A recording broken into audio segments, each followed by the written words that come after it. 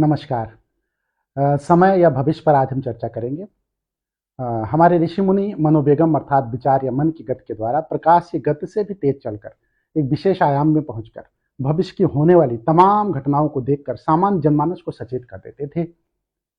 इसे हम एक उदाहरण के द्वारा समझना चाहेंगे। आप कार ड्राइव कर रहे हैं, आपको पता नहीं है कि 3 किलोमीटर आगे चलकर रास्ता बंद है और वहां एक बड़ा सा गड्ढा है जो अचानक से दिखाई नहीं देता। आपकी कार तेज गति से चल रही है। आप अब जरा सोचिए कि आपके साथ क्या होने वाला है। लेकिन एक व्यक्ति हेलीकॉप्टर में बैठा है और उसे ये सब कुछ दिखाई दे रहा है। उसे आप भी दिखाई दे रहे हैं और उसे वो गड्ढा भी दिखाई दे रहा है। अर्थात यह है कि वो आपका भविष्य देख रहा है। यदि आपको किसी तकनीक से ये पता चल जाए कि आगे एक गड्ढा है तो आप बच जाएंगे, दुर्घटना नहीं होगी। भारत का ज्योतिष भी यही करता है। वो आपको गड्ढे की जानकारी दे देता है, बाकी काम आपका। आप चाहे गड्ढे में कूद जाएं या फिर अपने आप को बचा लें। प्राचीन काल में संत कुमार, नारद, अश्विनी कुमार आदि कई हिंदू देवता विभिन्न आयामों में भ्रमण करते रहते थे। इसी को यूरोप अब टाइम ट्रेवल नाम देकर या टाइम मशीन बनाने की बात कर रहा है। ध्यान रहे, इस टाइम मशीन की परिकल्पना भी भारतीय धर्म ग्रंथों से ही प्रेरित है।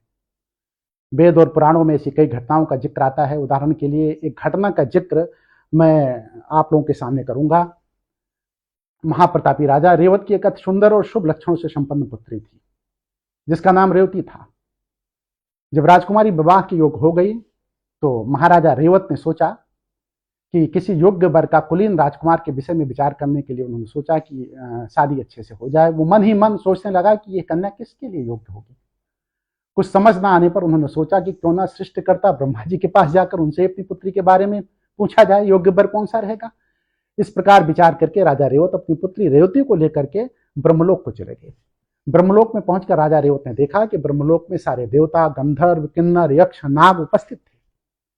सभी ऋषिगण, सिद्ध, चारण सबके सब हाथ जोड़कर ब्रह्मा जी की स्तुति कर रहे थे। वहां पर स्तुति होता देखकर राजा रेवत कुछ देर तक वहीं रुक गए। जब स्तुति समाप्त हुई तो राजा रेवत ब्रह्मा जी के सामने पहुंचे और हाथ जोड़कर उनके सामने खड़े हो गए।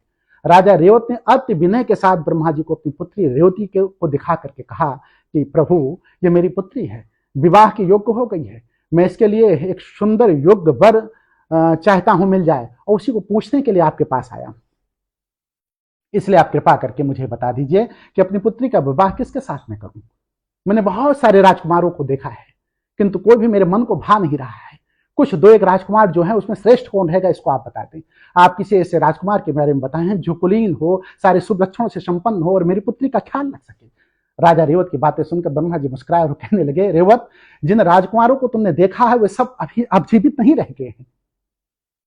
वह क्या, उनकी बहुत सारी पीढ़ियों का अंत हो गया है। उसका कारण यह है कि जितनी देर तुमने मेरे इस ब्रह्मलोक में बिताया है उतने में पृथ्वी पर 108 युग बीत चुके हैं। ब्रह्मलोक और पृथ्वी लोक में समय की गति अलग अलग है। इस समय पृथ्वी पर 28वां द्वापर युग चल रहा है। तुमने जो नगरी बसाई थी वो कई बार राक्षसों द्वारा ध्वंस हो गई और पुनः सृजित हुई। इस समय उस नगरी को लोग मथुरा नाम से जानते हैं। उसकी प्रसिद्धि मथुरा नाम से है। ब्रह्मा जी कहते हैं, रेवत, इस समय पृथ्वी लोक पर द्वापर युग चल रहा है। भगवान श्री कृष्ण का अवतार हुआ है। इन्हीं भगवान श्री कृष्ण के बड़े भाई का नाम बलराम है। बलराम जी भगवान शेषनाग के अवतार हैं। भगवान श्री कृष्ण ने जब त्रेता युग में श्री राम का अवतार धारण किया था तब यही बलराम उनके छोटे भाई लक्ष्मण के रूप में अवतरित हुए थे। ब्रह्मा जी ने कहा, रेवत, तुम्हारी पुत्री रेवती के लिए पृथ्वी पर इस समय बलराम के अतिरिक्त कोई दूसरा योग्य वर नहीं है। इसलिए तुम अभी पृथ्वी पर जाओ और अपनी पुत्री का विवाह बलराम जी से करा दो। ब्रह्मा जी से आज्ञा मिलने के बाद राजा रेवत द्वारका में आए और उन्होंने ब्रह्मा जी के आदेशानुसार अपनी पुत्री का विवाह बलराम जी से करा दिया। अब प्रश्न ये उठता है कि कोई व्यक्ति इतने युगों तक कैसे जी सकता है। तो ध्यान रहे कि हिंदू धर्म ग्रंथों में कुछ ऋषि और मुनि सतयुग में भी थे, त्रेता में भी थे और द्वापर में भी थे। इसका यह मतलब है कि विभिन्न आयामों में रह करके पुनः धरती पर समय समय पर लौट आते थे। वे हमारी समय की अवधारणा धरती के मान से है, लेकिन जैसे ही हम अंतरिक्ष में जाते हैं समय बदल जाता है। जो व्यक्ति ब्रह्मलोक होकर लौटा उसके लिए तो समय कुछ समय ही बीता, लेकिन अंतरिक्ष के वक्त समय में उस वक्त जो भी समय धरती पर बीता वो कई युगों में बीता। आर्थर सी क्लार्क ने आइंस्टीन की थ्योरी ऑफ रिलेटिविटी की व्याख्या में एक पुस्तक लिखी है, नाम है मैन एंड स्पेस। उसमें गणना है कि एक 10 वर्ष का बालक यदि प्रकाश की गति वाले यान में बैठकर एंड्रोमेडा गैलेक्सी का एक चक्कर लगाए तो वापस आने पर उसकी उम्र सिर्फ 66 वर्ष की ही होगी, लेकिन धरती पर उस समय 40 लाख वर्ष बीत चुके होंगे। आइंस्टीन का मानना था कि इस ब्रह्मांड में 3 नहीं बल्कि 4 आयाम है, और वो चौथा आयाम जो है वो समय का आयाम है। उन्होंने हमें बताया कि प्रकाश को घुमाया जा सकता है, जबकि बचपन से हम पढ़ते आ रहे हैं कि प्रकाश एक सीधी रेखा में चलता है, उसको घुमाया नहीं जा सकता। उन्होंने कहा कि प्रकाश को मोड़ने के लिए मजबूत गुरुत्वाकर्षण की आवश्यकता होती है, क्योंकि समय का संबंध गुरुत्वाकर्षण से है। जहां गुरुत्वाकर्षण अधिक होगा वहां समय धीमा होगा, और जहां गुरुत्वाकर्षण कम होगा वहां समय तेजी से गुजरेगा। ये प्रयोगों के आधार पर सिद्ध भी हो चुका है। ब्रह्मा जी का एक दिन 1000 महायुग के बराबर होता है। इस हिसाब से ब्रह्मा जी का एक दिन पृथ्वी के 4 खरब 32 अरब वर्ष के बराबर होगा। यह सापेक्षता के सिद्धांत को संदर्भित करता है। इसका अर्थ है कि ब्रह्मा जी किसी ऐसे स्थान पर या किसी ऐसे आयाम में रहते हैं जहां गुरुत्वाकर्षण हमारी कल्पना से अधिक है, अर्थात उस आयाम में समय अधिक धीरे धीरे गुजरता है। पश्चिमी देशों में समय को रैखिक माना जाता है और सेकंड, मिनट, घंटा, दिन, हफ्ता, महीना, वर्ष, दशक, शतक इस तरह से गिना जाता है। हालांकि अब मिली, माइक्रो या नैनो सेकंड तक समय का विभाजन हो चुका है, लेकिन अभी भी सेकंड को ही बेसिक यूनिट माना जाता है। पश्चिमी देशों की यह छोटी सी गणना जिस पर पश्चिम इतराता है, हमारे ऋषि मुनियों के समय के ज्ञान की तुलना में अल्पांश से भी नहीं है। इतराना हमें चाहिए, लेकिन अपनी ऋषि मुनियों के ज्ञान की परंपरा का अनुकरण ना करके हम पश्चिम का अंधा अनुकरण करते रहते हैं, और यही हमारा सबसे बड़ा दुर्भाग्य है।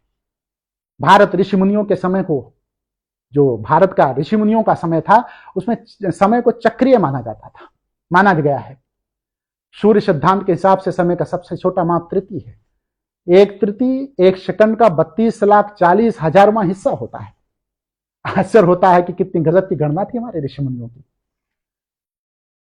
तो समय और भविष्य पर कमोबेश उत्तर आ चुका है।